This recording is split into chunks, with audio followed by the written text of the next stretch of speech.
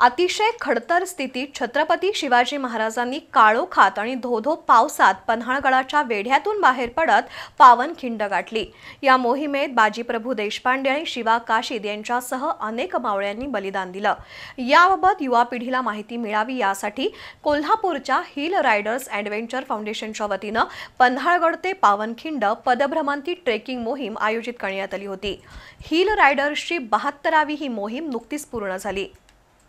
कोल्हापूरच्या hill riders adventure फाउंडेशनच्या वतीनं पन्हाळगड ते पावनखिंड पदभ्रमंती ट्रेकिंग मोहीम आयोजित करण्यात आली होती।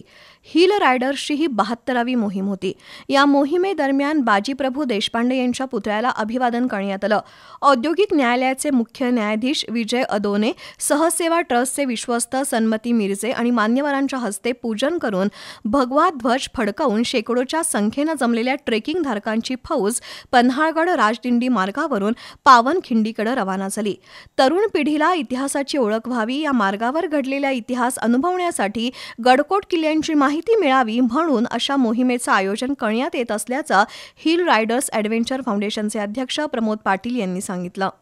जे इतिहास प्रत्येकजण पुस्तकात वाचत होते, गुरुजन शिकवत होते, सगळे होते, तर इतिहास अनुभवण्याची संधी या माध्यमातून आम्ही उपलब्ध करून दिली आणि आम्हाला आनंद वाटतो की त्याचा आज पहिल्या मोहिमेला 60-70 होती, आजच्या मोहिमेला जवळजवळ 550च्या वर मुलं झालेले आहेत। मुलं मुली सगळी संपूर्ण महाराष्ट्रातून आलेत। उद्या पुढच्या मोहिमेला पण तेवढे आहेत, म्हणजे हजारो लोक आपल्या संस्थेमधून आम्ही दरवर्षी घेऊन जातोय।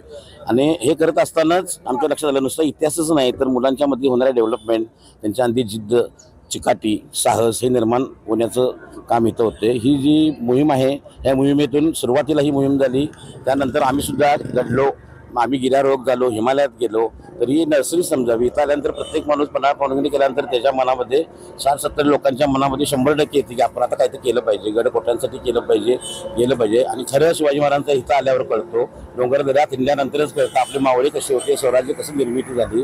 यावेळी राज्य साहसी पर्यटन समितीवर निवड झाल्याबद्दल ऋषिकेश केसकर, विनोद कांबोज यांचा सत्कार करण्यात आला। पन्हाळगड ते पावनखिंड मोहिमेत मोठ्या संख्येनं युवक युवती सहभागी झाल्या होत्या।